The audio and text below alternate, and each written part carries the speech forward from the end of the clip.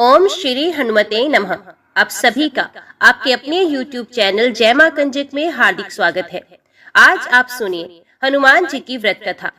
व्यास जी ने कहा, एक बार नैमिषारण्य तीर्थ में 80,000 मुनि एकत्रित होकर पुराणों के ज्ञाता श्री सूत जी से पूछने लगे, हे महामुनि, आपने हमें अनेक पुराणों की कथाएं सुनाई हैं। अब कृपा करके हमें ऐसा व्रत और कथा बताएं जिसके करने से संतान की प्राप्ति हो तथा मनुष्यों को रोग शोक अग्नि सर्व दुख आदि का भय दूर हो जाए, क्योंकि कलयुग में सभी जीवों की आयु बहुत कम है। फिर इस पर उन्हें रोग और चिंता के कष्ट लगे रहेंगे तो फिर वे श्री हरि के चरणों में अपना ध्यान कैसे लगा सकेंगे। श्री सूत जी बोले, हे मुनियों, आपने लोक कल्याण के लिए बहुत ही उत्तम बात पूछी है। एक बार युधिष्ठिर ने भगवान श्री कृष्ण से लोक कल्याण के लिए यही प्रश्न किया था।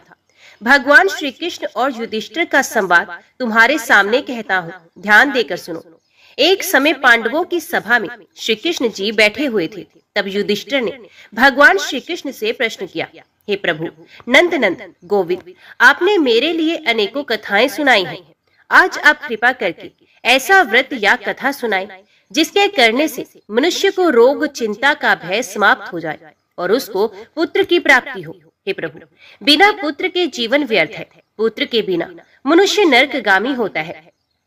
पुत्र के बिना मनुष्य पितृ ऋण से छुटकारा नहीं पा सकता और ना ही उसका पुण्यज्ञ नामक नरक से उद्धार हो सकता है। अतः पुत्रदायक व्रत बतलाए। श्री कृष्ण भगवान बोले, हे राजन, मैं एक प्राचीन इतिहास सुनाता हूँ, आप ध्यान पूर्वक सुने। कुंडलपुर नामक एक नगर था। उसमें नंदा नामक एक ब्राह्मण रहता था। भगवान की कृपा से उसके पास सब कुछ था, फिर भी वे बहुत दुखी था। इसका कारण ये था कि ब्राह्मण की स्त्री सुनंदा के कोई संतान नहीं थी। सुनंदा पतिव्रता थी, भक्ति पूर्वक श्री हनुमान जी की आराधना करती थी। मंगलवार के दिन व्रत करके अंत में भोजन बनाकर हनुमान जी का भोग लगाने के बाद स्वयं भोजन करती थी। एक बार मंगलवार के दिन ब्राह्मणी गृह कार्य की अधिकता के कारण हनुमान जी को भोग ना लगा सकी, तो इस पर उसे बहुत दुख हुआ। उसने कुछ भी नहीं खाया और अपने मन में प्रण किया कि अब तो अगले मंगलवार को ही हनुमान जी को भोग लगाकर अन्न जल ग्रहण करूंगी। ब्राह्मणी सुनंदा प्रतिदिन भोजन बनाती, श्रद्धा पूर्वक पति को खिलाती, परंतु स्वयं भोजन नहीं करती और मन ही मन श्री हनुमान जी की आराधना करती थी। इस प्रकार 6 दिन बीत गए और ब्राह्मणी सुनंदा अपने निश्चय के अनुसार भूखी प्यासी निराहार रही। अगले मंगलवार को ब्राह्मणी सुनंदा प्रातः काल ही बेहोश होकर गिर पड़ी।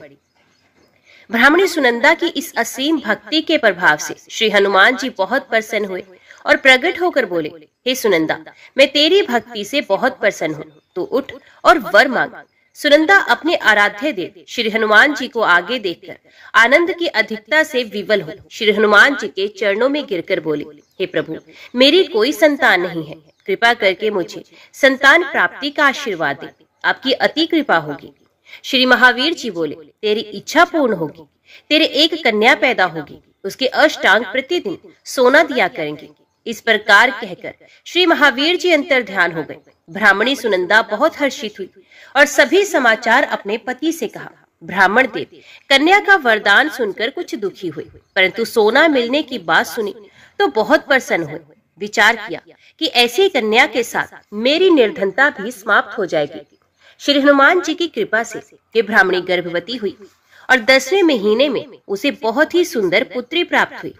ये बच्ची अपने पिता के घर में ठीक उसी तरह से बढ़ने लगी जिस प्रकार शुक्ल पक्ष का चंद्रमा बढ़ता है। 10वें दिन ब्राह्मण ने उस बालिका का नामकरण संस्कार कराया।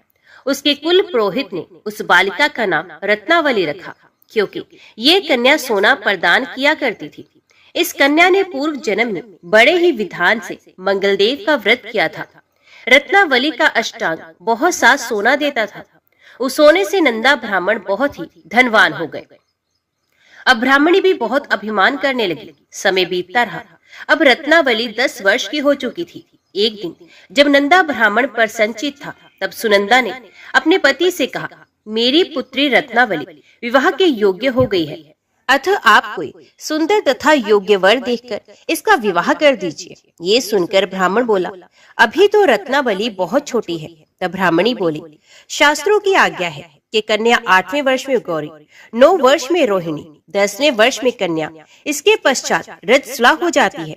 गौरी के दान से पाताल लोक की प्राप्ति होती है, रोहिणी के दान से वैकुंठ लोक की प्राप्ति होती है, कन्या के दान से इंद्र लोक में सुखों की प्राप्ति होती है। अगर हे पतिदेव रजस्वला का दान किया जाता है तो घोर नरक की प्राप्ति होती है। इस पर ब्राह्मण बोला, अभी तो रत्नावली मात्र 10 ही वर्ष की है, मैंने तो 16-16 साल की कन्याओं के विवाह करवाए हैं, अभी जल्दी क्या है। तब ब्राह्मणी सुनंदा बोली, आपको तो लोभ अधिक हो गया लगता है। शास्त्रों में कहा गया है कि माता पिता और बड़ा भाई रजस्वला कन्या को देखते हैं तो वे अवश्य ही नरकगामी होते हैं। तब ब्राह्मण बोला, अच्छी बात है, कल मैं अवश्य ही योग्य वर की तलाश में अपना दूत भेजूंगा। दूसरे दिन ब्राह्मण ने अपने दूत को बुलाया और आज्ञा दी कि जैसी सुंदर मेरी कन्या है वैसा ही सुंदर वर उसके लिए तलाश करे। दूत अपने स्वामी की आज्ञा पाकर निकल पड़ा। पंपई नगर में उसने एक सुंदर लड़के को देखा। ये बालक एक ब्राह्मण परिवार का बहुत गुणवान पुत्र था। इसका नाम सोमेश्वर था। दूत ने इस सुंदर व गुणवान ब्राह्मण पुत्र के बारे में अपने स्वामी को पूर्ण विवरण दिया। ब्राह्मण नंदा को भी सोमेश्वर अच्छा लगा और फिर शुभ मुहूर्त में विधि पूर्वक कन्या दान करके ब्राह्मण ब्राह्मणी संतुष्ट हुए। परंतु ब्राह्मण के मन में तो लोभ समाया हुआ था। उसने कन्यादान तो कर दिया था पर वे बहुत खिन्न भी था। उसने विचार किया कि रत्नावली तो अब चली जाएगी और मुझे इससे जो सोना मिलता है वे भी चला जाएगा। मेरे पास जो धन था कुछ तो इसके विवाह में खर्च हो गया और जो शेष बचा है वे भी कुछ दिनों के पश्चात खत्म हो जाएगा। मैंने तो इसका विवाह करके बहुत बड़ी भूल कर दी है। अब कोई ऐसा उपाय हो कि रत्नावली मेरे घर में ही बनी रहे, अपने ससुराल न जाए। लोभ रूपी राक्षस ब्राह्मण के मस्तिष्क पर छाता जा रहा था। रात भर अपनी छैया पर बेचैनी से करवटें बदलते बदलते उसने एक बहुत ही क्रूर निर्णय लिया।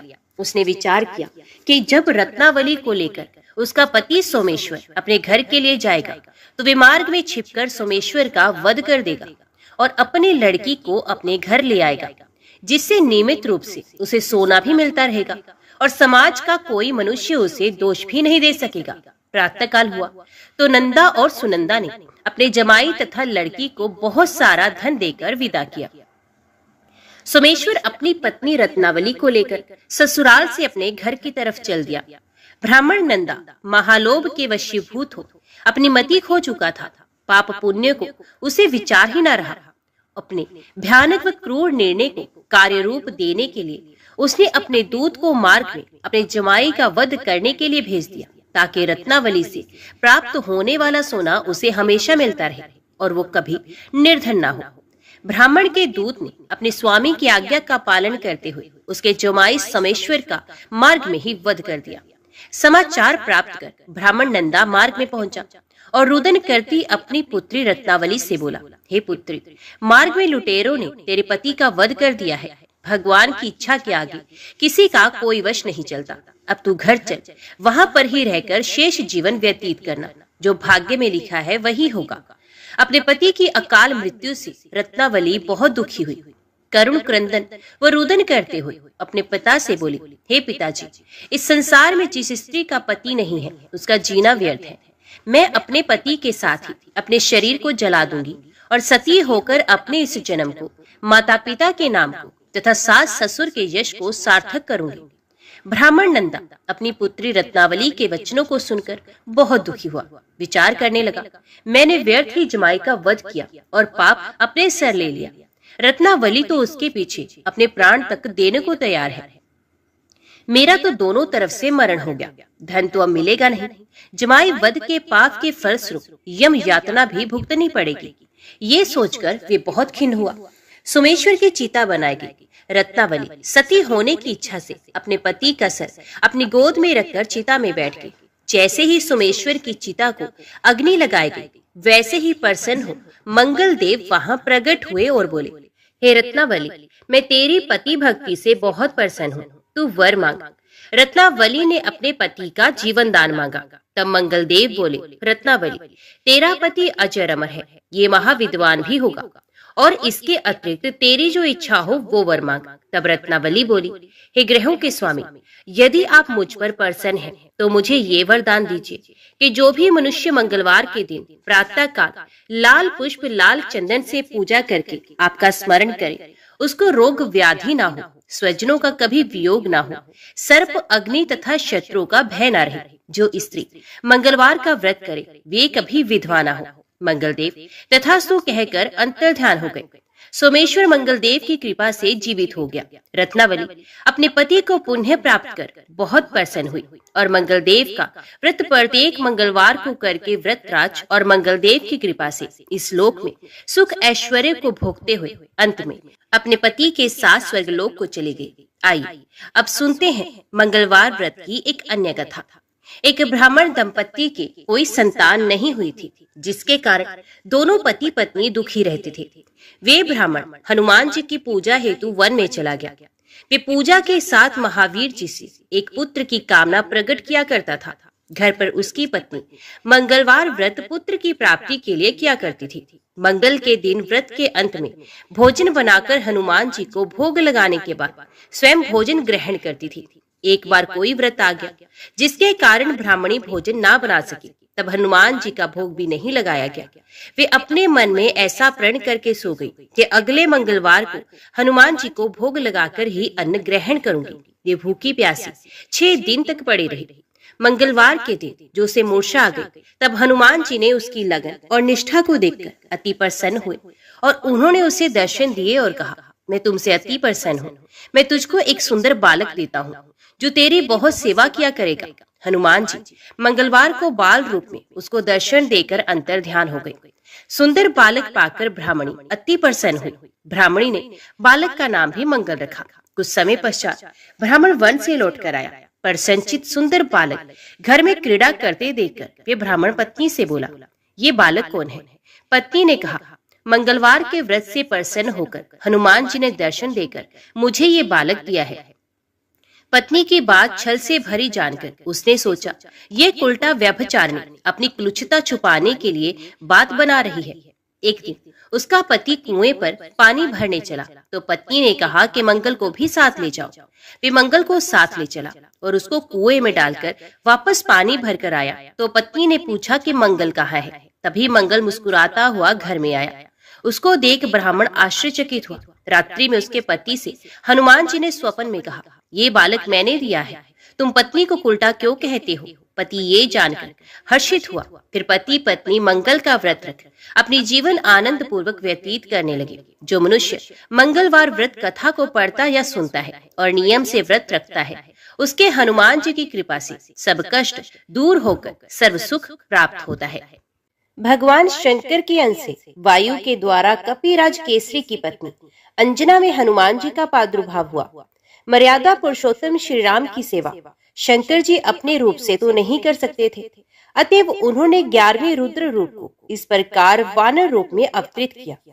जन्म के कुछ ही समय पश्चात महावीर हनुमान जी ने उगते हुए सूर्य को कोई लाल लाल फल समझा और उसे निगलने के लिए आकाश की ओर दौड़ चले। उस दिन सूर्य ग्रहण का समय था। राहु ने देखा कि कोई दूसरा ही सूर्य को पकड़ने आ रहा है। तब वे उस आने वाले को पकड़ने लगा, किंतु जब वायुपुत्र उसकी ओर बढ़े तब वे डरकर भाग गया। राहु ने इंद्र से पुकार की। एरावत पर चढ़कर इंद्र को आते देख पवन कुमार ने एरावत को कोई बड़ा सा सफेद फल समझा और उसी को पकड़ने के लिए लपके। घबराकर देवराज ने वज्र से प्रहार किया। वज्र से उनकी ठोड़ी पर चोट लगने से वे कुछ टेढ़ी हो गई। इसी से ये हनुमान कहलाने लगे। वज्र लगने पर ये मूर्छित होकर गिर पड़े। पुत्र को मूर्छित देखकर वायुदेव बड़े कुपित हुए। उन्होंने अपनी गति बंद कर ली। श्वास रुकने से देवता भी व्याकुल हो गए। अंत में हनुमान को सभी लोकपालों ने अमर होने तथा अग्नि जल वायु आदि से अभय होने का वरदान देकर वायुदेव को संतुष्ट किया। जातीय स्वभाव से चंचल हनुमान ऋषियों के आश्रमों में वृक्षों को सहज चपलतावश तोड़ देते तथा आश्रम की वस्तुओं को अस्त व्यस्त कर देते थे। अत ऋषियों ने इन्हें शाप दिया, तुम अपना बल भूले रहोगे। जब कोई तुम्हें स्मरण दिलाएगा तभी तुम्हें अपने बल का भान होगा। तब से वे सामान्य वर्णन की भांति रहने लगे। माता के आदेश से सूर्य नारायण के समीप जाकर वेद वेदांग प्रभूति समस्त शास्त्रों एवं कलाओं का इन्होंने अध्ययन किया। इसके पश्चात किष्किंधा में आकर सुग्रीव के साथ रहने लगे। सुग्रीव ने इन्हें अपना निजी सचिव बना लिया। जब बाली ने सुग्रीव को मारकर निकाल दिया तब भी ये सुग्रीव के साथ ही रहे। सुग्रीव के विपत्ति के साथ ही होकर ऋष्यमुख पर्वत पर ये उनके साथ ही रहते थे। बचपन में माता अंजना से बार बार आग्रह पूर्वक इन्होंने अनादि रामचरित सुना था। अध्ययन के समय वेद में, पुराणों में श्री राम कथा का अध्ययन किया था।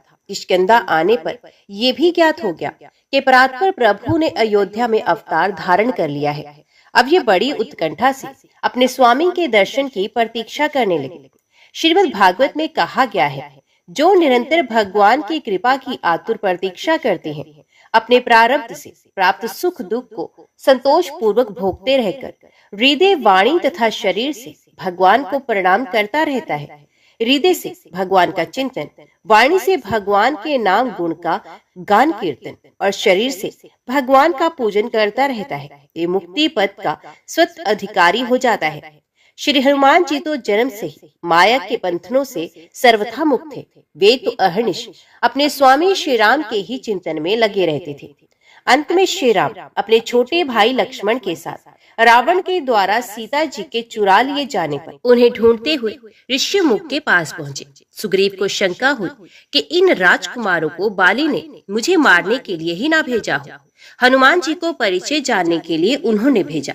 विप्र वेश धारण कर हनुमान जी आए और परिचय पूछकर जब अपने स्वामी को पहचाना तब वे उनके चरणों पर गिर पड़े और वे रोते रोते कहने लगे, एकू मैं मंद मोह बस, कुटिल हृदय अज्ञान, पुण्य प्रभु मोहे, विसार्यो दीन बंधु भगवान। श्री राम ने उठाकर उन्हें हृदय से लगा लिया। तभी से हनुमान जी श्री अवधेश कुमार के चरणों के समीप ही रहे। हनुमान जी की प्रार्थना से भगवान ने सुग्रीव से मित्रता की और बाली को मारकर सुग्रीव को किष्किंधा का राज्य दिया। राज्य भोग में सुग्रीव को परमत देखकर हनुमान जी ने ही उन्हें सीतान्वेषण के लिए सावधान किया। ये पवन कुमार ही वानरों को एकत्रित कर लाए। श्री राम जी ने उनको ही अपनी मुद्रिका दी। 100 योजन समुद्र लागने का प्रश्न आने पर जब जामवंत जी ने हनुमान जी को उनके बल का स्मरण दिलाकर कहा कि आपका तो अवतार ही राम कार्य संपन्न करने के लिए हुआ है, तब अपनी शक्ति का बोध कर केसरी नंदन उठकर खड़े हुए। देवताओं के द्वारा भेजी हुई नाग माता सुरसा को संतुष्ट करके समुद्र में छिपी राक्षसी सिंहिका को मारकर हनुमान जी लंका पहुंचे। द्वार रक्षिका लंकनी को एक घूंसे में सीधा करके छोटा रूप धारण कर ये लंका में रात्रि के समय प्रविष्ट हुए। विभीषण जी से पता पाकर अशोक वाटिका में जानकी जी के दर्शन किए। उनको आश्वासन देकर अशोक वन को उजाड़ डाला। रावण के भेजे राक्षसों तथा रावण पुत्र अक्षय कुमार को मार दिया। मेघनाथ इन्हें किसी प्रकार बांधकर राजसभा में ले गया। वहां रावण को भी हनुमान जी ने अभिमान छोड़कर भगवान की शरण लेने की शिक्षा दी। राक्षस राज की आज्ञा से उनकी पूंछ में आग लगा दी गई। इन्होंने उसी अग्नि से सारी लंका को जला दिया। सीता जी से चिन्ह स्वरूप चूड़ामणि लेकर भगवान के समीप लौट आए। समाचार पाकर श्री राम ने युद्ध के लिए प्रस्थान किया।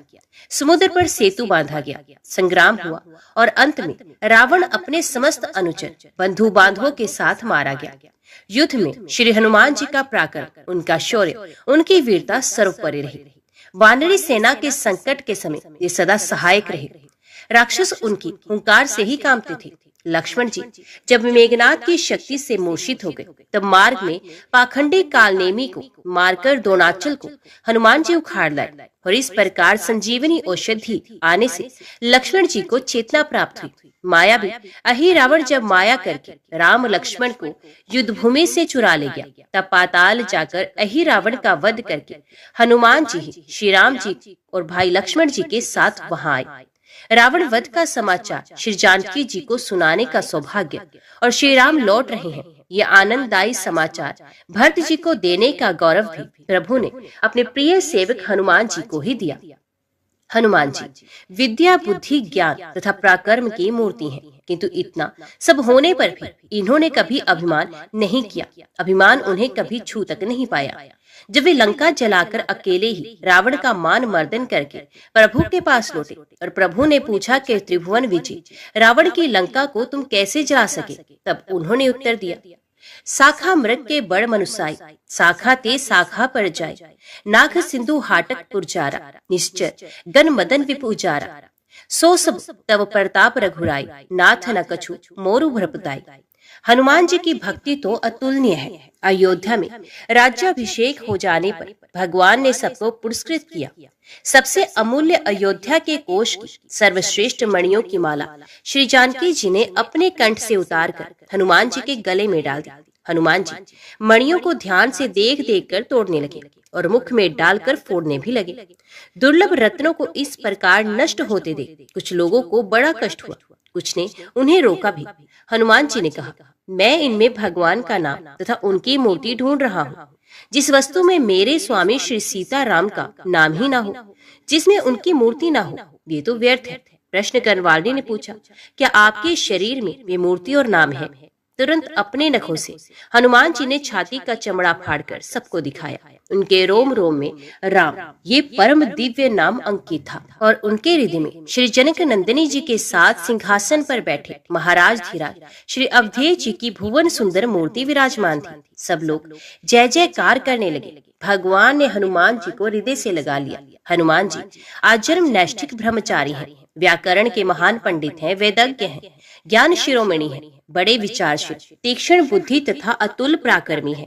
श्री हनुमान जी बहुत निपुण संगीतज्ञ और गायक भी हैं। एक बार देवऋषि दानवों के महान सम्मेलन में जलाशय के तट पर भगवान शंकर तथा देवऋषि नारद जी आदि गा रहे थे। अन्य देवऋषि दानव भी योग दे रहे थे।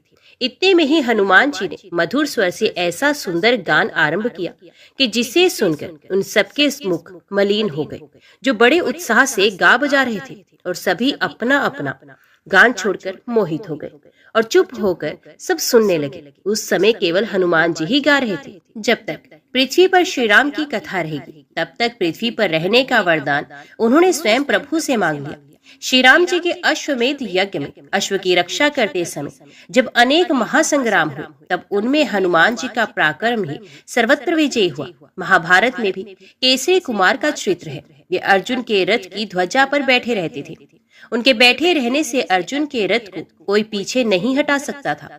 कई अवसरों पर उन्होंने अर्जुन की रक्षा भी की। एक बार भीम, अर्जुन और गरुड़ जी को अपने अभिमान से भी बचाया था। कहते हैं कि हनुमान जी ने अपने वज्रनख से पर्वत की शिलाओं पर एक रामचरित काव्य लिखा था। उसे देखकर महर्षि वाल्मीकि को दुख हुआ कि यदि वह काव्य लोक में प्रचलित हुआ तो मेरे आदि काव्य का समादर नहीं होगा। ऋषि को संतुष्ट करने के लिए हनुमान जी ने वे शिलाएं समुद्र में डाल दी। सच्चे भक्त में यश मान बढ़ाई की इच्छा का लेश भी नहीं होता। वे तो अपने प्रभु का पावन यशी लोक में गाता है। श्री राम कथा श्रवण, राम नाम कीर्तन के हनुमान जी अनन्य प्रेमी हैं। जहाँ भी राम नाम का कीर्तन या राम कथा होती है, वहाँ वे गुप्त रूप से आरंभ में ही पहुँच जाते हैं। दोनों हाथ जोड़कर सर से लगाए सबसे अंत तक वहाँ पर ही खड़े रहते हैं। प्रेम के कारण उनके नेत्रों से बराबर आंसू झरते रहते हैं। उन अनन्य तथा अतुल्य श्री राम भक्त के पावन पद कमलों में अनंत नमस्कार। व्यास जी कहते हैं, जो लोग राम राम राम इस मंत्र का उच्चारण करते हैं, खाते पीते सोते चलते और बैठते समय सुख में या दुख में राम मंत्र का जप करते हैं, उन्हें दुख दुर्भाग्य आदि व्याधि का भय नहीं रहता। उनकी आयु संपत्ति और बल प्रतिदिन बढ़ते रहते हैं। राम का नाम लेने से मनुष्य भयंकर पाप से छूट जाता है, वे नरक में नहीं पड़ता और अक्षय गति को प्राप्त होता है। लंकापति रावण के वध के बाद जब अयोध्यापति प्रभु श्री राम की कीर्ति दूर दूर तक फैल रही थी और वे मर्यादा पुरुषोत्तम कहलाने लगे थे, तब एक दिन महादेव शिव की इच्छा भी मर्यादा पुरुषोत्तम श्री राम से मिलने की हुई। पार्वती जी को संग लेकर महादेव जी कैलाश पर्वत से उतरकर अयोध्या नगरी के रास्ते पर चल पड़े। भगवान शिव और माता पार्वती को आया देखकर राम जी बहुत खुश हुए और माता जानकी ने उनका उचित आदर सत्कार किया और स्वयं भोजन बनाने के लिए रसोई में चले गए। इसी बीच भगवान शिव ने श्री राम जी से पूछा, आपके सेवक हनुमान जी दिखाई नहीं दे रहे हैं।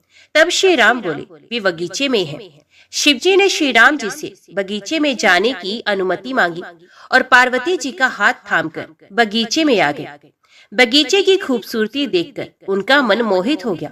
आम के एक घने वृक्ष के नीचे हनुमान जी दीन दुनिया से बेखबर गहरी नींद में सोए हुए थे और एक ले में खराटों से राम नाम की ध्वनि उठ रही थी। चकित होकर शिवजी और माता पार्वती एक दूसरे की ओर देखने लगे। माता पार्वती मुस्कुरा उठी और वृक्ष की डालियों की ओर इशारा किया। राम नाम सुनकर पेड़ की डालियां भी झूमने लगी थी और इनके बीच से भी राम नाम उच्चारित हो रहा था।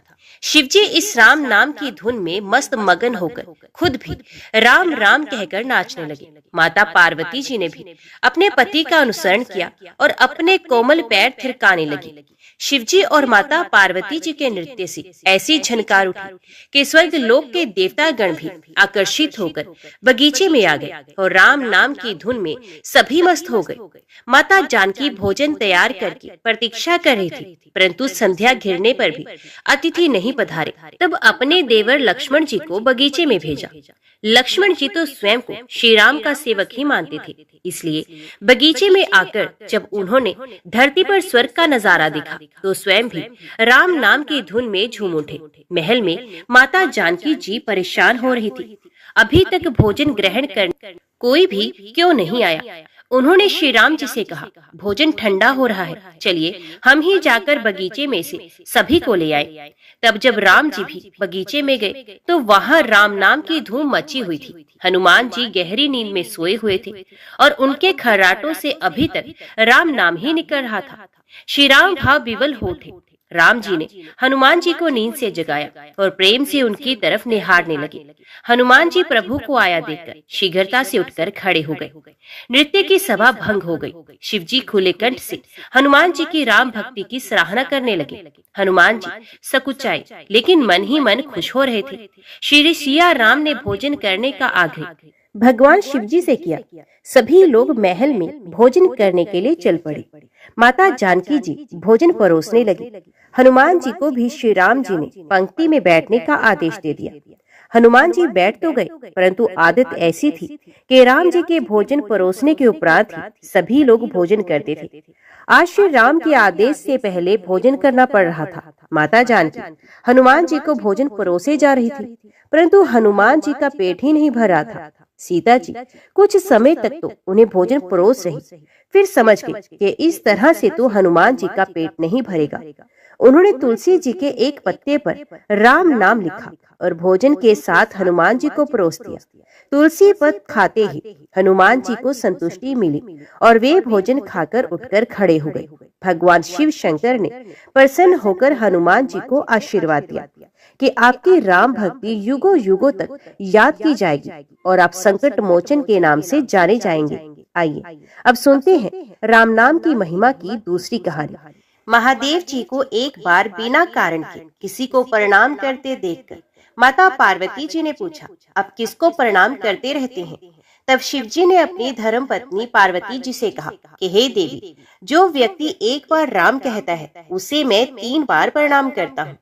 पार्वती जी ने फिर से पूछा, हे भगवान, आप शमशान में क्यों जाते हैं और ये चिता की भस्म को अपने शरीर पर क्यों धारण करते हैं?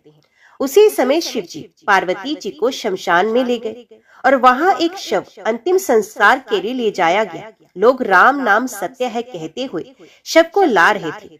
शिव जी ने कहा कि देखो पार्वती, इस शमशान की ओर जब लोग आते हैं तो राम नाम का स्मरण करते हुए आते हैं और इस शव के निमित्त से कई लोगों के मुख से मेरा अति प्रिय दिव्य राम नाम निकलता है। उसी को सुनने के लिए मैं शमशान में आता हूँ और इतने लोगों के मुख से राम नाम का जप करवाने में निमित्त बनने वाले इस शव का मैं सम्मान करता हूँ, प्रणाम करता हूँ और अग्नि में जलने के बाद उसकी भस्म को अपने शरीर पर लगा लेता हूँ।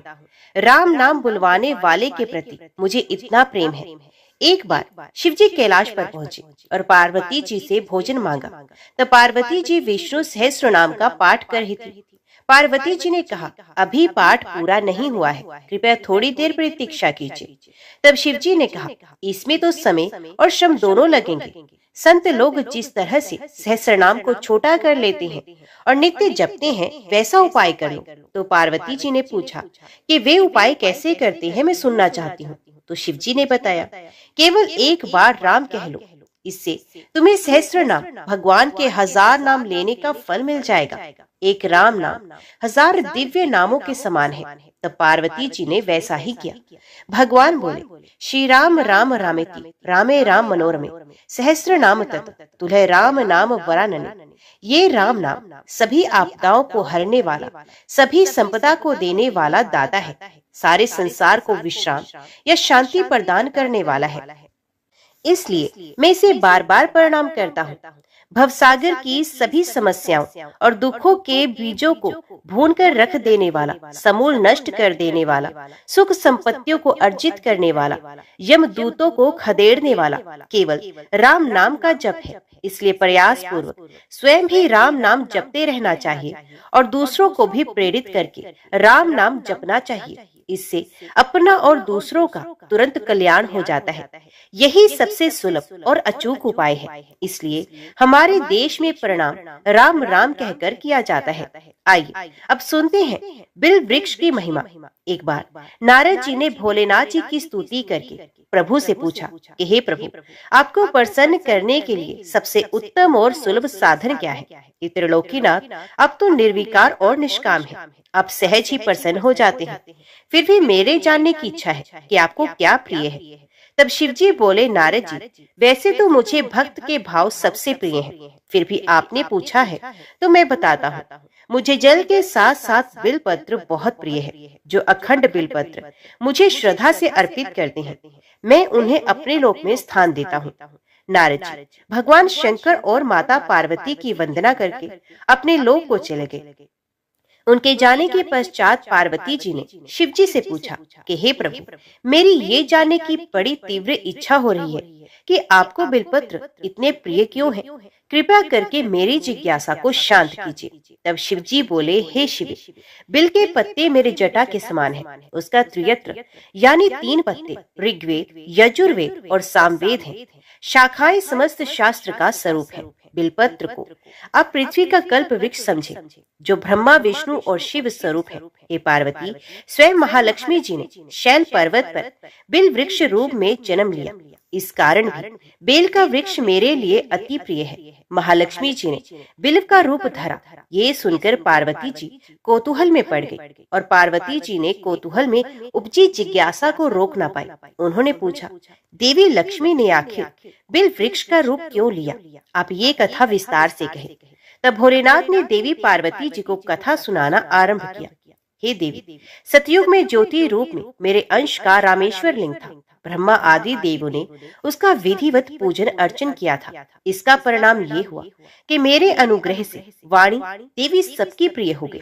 वे भगवान विष्णु को सतत प्रिय हो गई। मेरे प्रभाव से भगवान केशव के मन में वाग देवी के लिए जितनी प्रीति उत्पन्न हुई, वे स्वयं लक्ष्मी जी को नहीं भाई। लक्ष्मी देवी का श्री हरि के प्रति मन में कुछ दुराग पैदा हो गया और वे चिंतित और रुष्ट होकर चुपचाप परम उत्तम श्री शैल पर्वत पर चले गए। वहां उन्होंने तप करने का निश्चय किया और उत्तम स्थान का चयन करने लगे।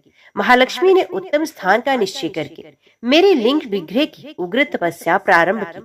उनकी तपस्या कठोरतम होती जा रही थी। हे परमेश्वरी, कुछ समय के बाद महालक्ष्मी जी ने मेरे लिंग विग्रह से थोड़ा उद्धम में एक वृक्ष का रूप धारण कर लिया और अपने पत्तों और पुष्पों द्वारा निरंतर मेरा पूजन करने लगी। इस तरह महालक्ष्मी जी ने लाखों वर्षों तक घोर आराधना की। अंततः उन्हें मेरा अनुग्रह प्राप्त हुआ। मैं वहां प्रकट हुआ और देवी से इस घोर तप की आकांक्षा पूछकर वर देने को तैयार हुआ। महालक्ष्मी जी ने मांगा कि श्री हरि के हृदय में मेरे भाव से वाग देवी के लिए जो स्नेह हुआ है वे समाप्त हो जाए। तब शिवजी बोले, मैंने महालक्ष्मी जी को समझाया, श्री हरि के हृदय में आपके अतिरिक्त किसी और के लिए कोई प्रेम नहीं। वाग्देवी के प्रति उनका प्रेम नहीं अपितु श्रद्धा है। ये सुनकर लक्ष्मी जी प्रसन्न हो गई और पुनः भगवान श्री विष्णु के हृदय में स्थित होकर निरंतर उनके साथ विहार करने लगी। पार्वती जी, महालक्ष्मी के हृदय का एक बड़ा विकार इस प्रकार दूर हो गया। इस कारण हरिप्रिया उसी वृक्ष रूप में सर्वथा अतिशय भक्ति में भरकर यत्न पूर्वक मेरी पूजा करने लगी।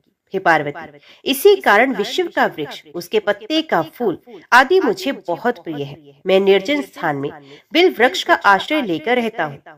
बेल वृक्ष को सदा सर्व तीर्थ में एवं सर्व देव माना चाहिए। बेलपत्र, बिल फूल, बिल वृक्ष अथवा बिल काष्ठ के चंदन से जो मेरा पूजन करता है वे भक्त मेरा अति प्रिय है।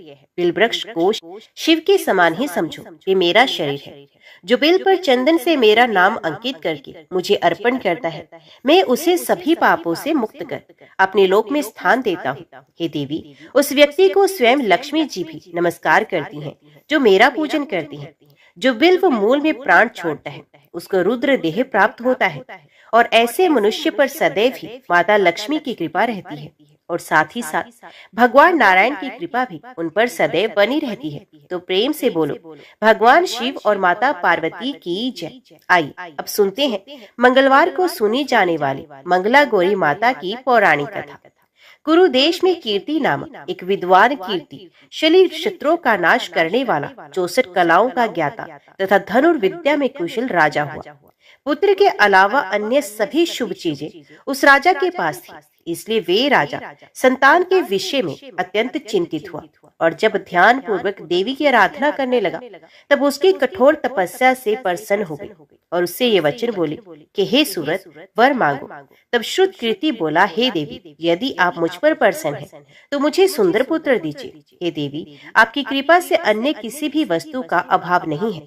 तब उसका ये वचन सुनकर पवित्र मुस्कान वाली देवी ने कहा, राजन, तुमने अत्यंत दुर्लभ वर मांगा है, फिर भी कृपावश मैं तुम्हें अवश्य दूंगी। किंतु हे राजन, सुनिए, यदि परम गुण पुत्र चाहती है तो वे केवल 16 वर्ष जीवित रहेगा और यदि रूप तथा विद्या से पुत्र चाहती हो तो दीर्घ जीवी होगा। देवी का वचन सुनकर राजा चिंतित हुआ और पुनः अपनी पत्नी से परामर्श करके उसने गुणवान तथा सभी शुभ लक्षणों से संपन्न 16 वर्ष की आयु वाला पुत्र मांगा। तब देवी ने भक्त संपन्न राजा से कहा, हे राजा, मेरे मंदिर के द्वार पर आम का वृक्ष है, उसका एक फल लाकर मेरी आज्ञा से अपनी पत्नी को उसे भक्षण हेतु प्रदान करो, जिसे वे शीघ्र ही गर्भ धारण करेगी, इसमें संदेह नहीं। प्रसन्न होकर राजा ने वैसा ही किया और उसकी पत्नी ने गर्भ धारण किया। 10वें महीने में उसने देवतुल्य सुंदर पुत्र को जन्म दिया। तब हर्ष तथा शोक से युक्त राजा ने बालक का जात कर्म आदि संस्कार किया। शिव का स्मरण करते हुए उसका नाम चिरायु रखा गया। इसके बाद पुत्र के 16 वर्ष के होने पर पत्नी सहित राजा चिंता में पड़ गए और वे विचार करने लगे, ये पुत्र बड़े कष्ट से प्राप्त हुआ और मैं इसकी दुखद मृत्यु अपने ही सामने कैसे देख सकूंगा। ऐसा विचार करके राजा ने पुत्र को उसके मामा के साथ काशी भेज दिया। प्रस्थान के समय राजा की पत्नी ने अपने भाई से कहा कि आप मेरे पुत्र को काशी ले जाइए। मैंने भगवान मृत्युंजय से पूर्व में पुत्र के लिए प्रार्थना की थी और कहा था कि हे विश्वेश्वर, अब जगतपति की यात्रा के लिए मैं उस पुत्र को अवश्य भेजूंगी, अतः आप मेरे पुत्र को आज ही ले जाइए और सावधानी पूर्वक इसकी रक्षा कीजिएगा। अपनी बहन की बात सुनकर भांजे के साथ वे चल पड़ा। कई दिनों तक चलते चलते वे आनंद नामक नगर में पहुंचा। वहाँ सभी प्रकार की समृद्धियों वाला संपन्न वीरसेन नाम वाला राजा रहता था। उस राजा की एक सर्व लक्षण संपन्न युवावस्था प्राप्त मनोहर और रूप लावण्यमयी मंगला गौरी नामक कन्या थी। उत्तम सौंदर्य अभिवृद्धि को प्राप्त वे कन्या किसी समय सखियों के साथ नगर के उपवन में क्रीड़ा करने के लिए गई हुई थी। उसी समय वे चिरायु तथा उसका मामा वे दोनों भी वहां पहुंच गए और उन कन्याओं को देखने की लालसा से वहीं विश्राम करने लगे। इसी बीच विनोद पूर्वक क्रीड़ा करती हुई उन कन्याओं में से किसी एक ने कुपित होकर राजकुमारी को कुवचन कह दिया। तब उस अशुभ वचन को सुनकर राजकुमारी ने कहा कि तुम अनुचित बातें क्यों बोल रही हो? मेरे कुल में तो इस प्रकार की कोई नहीं। मंगला गौरी की कृपा से तथा उनके व्रत के प्रभाव से विवाह के समय जिसके सिर पर मेरे हाथ से अक्षत पड़ेंगे वे सखी, वे यदि अल्पायु वाला भी होगा तो चिरंजीवी हो जाएगा। इसके बाद वे सभी कन्याएं अपने अपने घर चली गईं। उसी दिन राजकुमारी का विवाह था। बल्कि देश के दृढ़ धर्मा नामक राजा के सुकेतु नाम वाले पुत्र के साथ उसका विवाह निश्चित किया गया था। वे सुकेतु कुरूप तथा बहरा था। तब सुकेतु के साथ आए हुए उन लोगों ने विचार किया कि इस समय कोई दूसरा श्रेष्ठ वर ले जाना चाहिए और विवाह संपन्न हो जाने के बाद वहां सुकेतु पहुंच जाए। तो उन लोगों ने चिरायु के मामा के पास जाकर याचना की कि आप इस बालक को हमें दे दीजिए, जिससे हमारा कार्य सिद्ध हो जाए। इस पृथ्वी पर परोपकार के समान दूसरा कोई धर्म नहीं। तब उनकी बात सुनकर चिरायु का मामा मन ही मन बहुत प्रसन्न हुआ, क्योंकि इसने उपवन में पहले ही कन्या मंगला गौरी की बात सुनी थी। फिर भी उसने एक बार कहा कि आप लोग इसे किस लिए मांग रहे हैं? कार्य की सिद्धि हेतु वस्त्र अलंकार आदि मांगे जाते हैं, व्रतों को कभी कहीं नहीं मांगा जाता।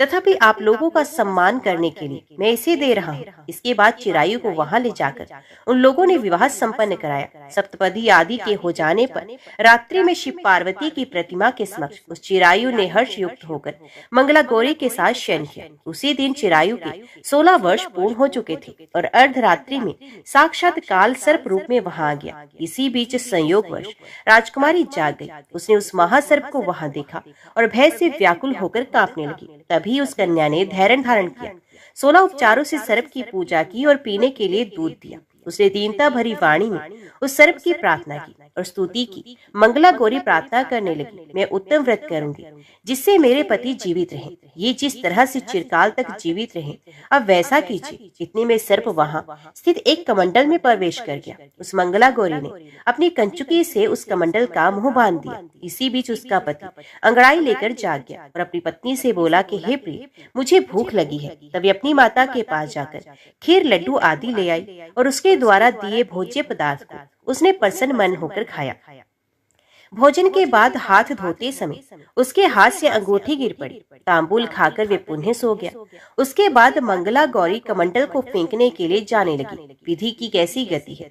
उस कमंडल में से बाहर की ओर जगमग करती हुई हार कांति को देखकर वे आश्चर्यचकित हो गई। घट में स्थित उस हार को उसने अपने कंठ में धारण किया। इसके बाद कुछ रात शेष रहते ही चिरायु का मामा आकर उसे ले गया। इसके बाद वर पक्ष के लोग सुकेतु को वहां ले आए। उसे देखकर मंगला गौरी ने कहा कि ये मेरा पति नहीं है।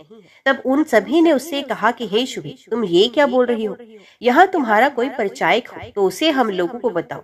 मंगला गौरी बोली, जिसने रात में 9 रत्नों से बनी अंगूठी दी है, उसकी अंगुली में इसे डालकर परिचायक निशानी देख ले। मेरे पति ने रात्रि में मुझे जो हार दिया था उसके रत्नों का समुदाय कैसा है, उस बात को ये बताए। ये तो कोई अन्य ही है।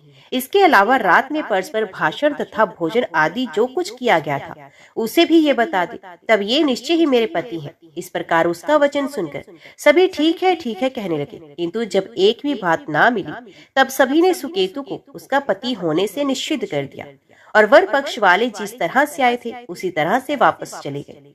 उसके बाद अपने वंश को बढ़ाने वाली महायश से संपन्न तथा परम मनस्वी मंगला गौरी के पिता ने अन्नपान आदि का सत्र चलाया। उन्होंने वर पक्ष का वृत्तांत कानों कान सुन लिया कि स्वरूप से कुरूप होने के कारण लोगों के द्वारा किसी अन्य को वर के रूप में आदर पूर्वक लाया गया था। तब उन्होंने अपनी कन्या को पर्दे के भीतर बिठा दिया। उसके बाद 1 वर्ष बीतने पर यात्रा करके चिरायु अपने मामा के साथ ये देखने आया कि विवाह के बाद वहाँ क्या हुआ। तब भीतर से उसे देखकर वे मंगला गौरी अत्यंत प्रसन्न हुई और माता पिता से बोली कि मेरे पति आ गए हैं।